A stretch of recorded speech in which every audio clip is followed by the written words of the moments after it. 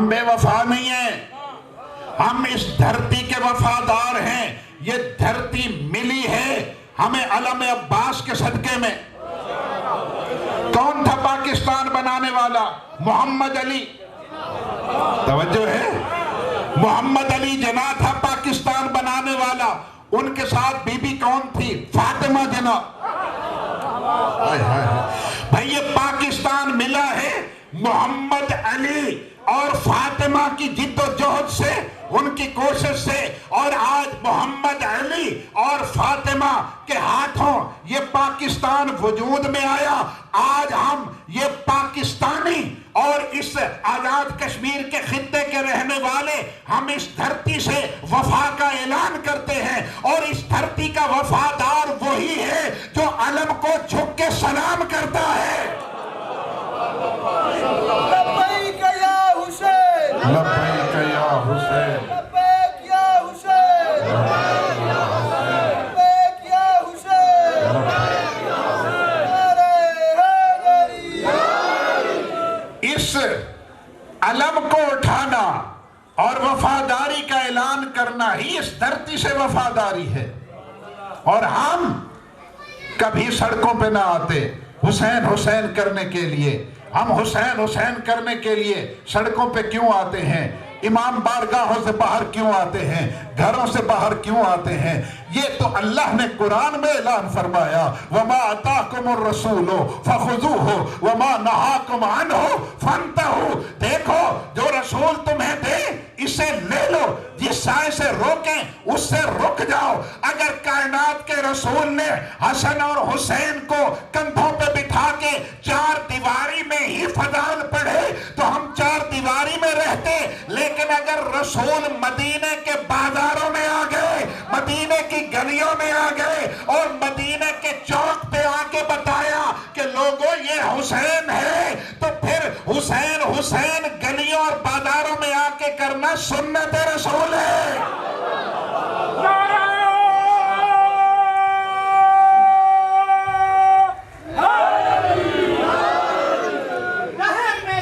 محمد ہی کا آوازہ سبحان اللہ، واہ واہ، کہے گا جسے غلط اندازہ. واہ واہ. ایک تو علم کے شہر کا ہے ملنا مشکل، دوسرا فقط اس کا ایک ہی دروازہ ہے. نعرہ حیدری. اور دیکھو میرے شیعہ سنی دوستو، ادھر حسن کو بٹھایا، ادھر حسین کو بٹھایا اور کہا یہ تمہاری سواری ہے. گھر میں نہیں رہے، گھر کی چار دیواری تک محدود نہیں رہے، مدینے کی گلیوں میں آ گئے، مدینہ کی سڑکوں پہ آ گئے. اور آ کے دیکھا، اصحاب نے دیکھا، ہماری جانیں قربان، ہم باوفا اصحاب پہ. ان میں سے ایک کہنے لگے نعم المرکب، نعم المرکب. دیکھو کیسی عمدہ سواری ہے، کیسی عمدہ سواری ہے. رسول نے آنکھوں میں آنکھیں ڈال کے فرمایا ارے سواری دیکھی ہے، سوار نہیں دیکھے.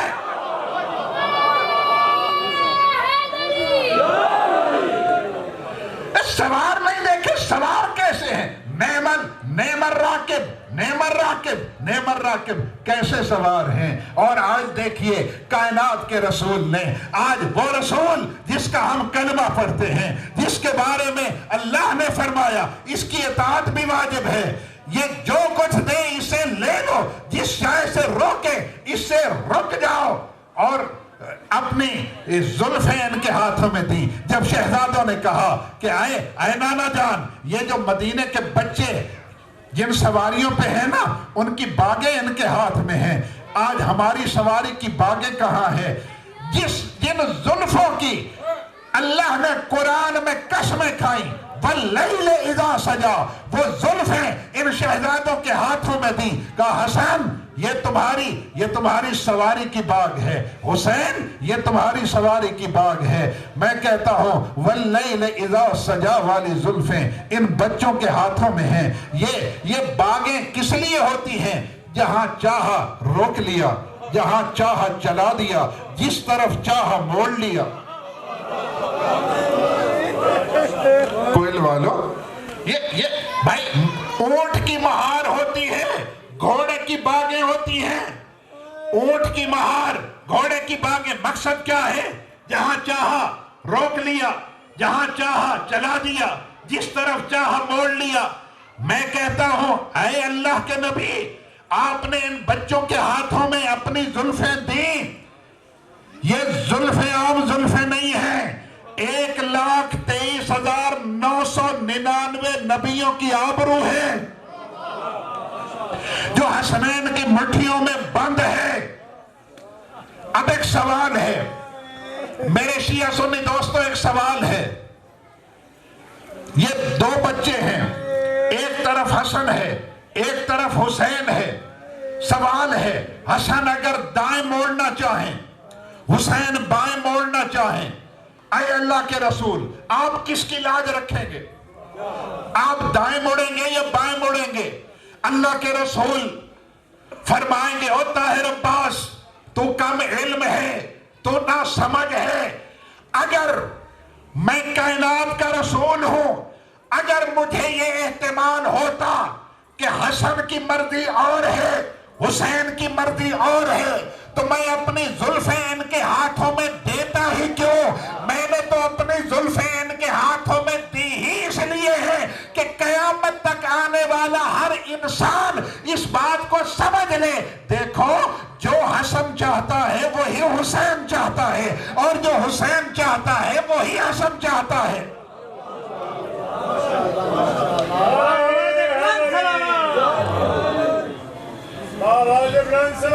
اللہم صلی علی محمد محمد۔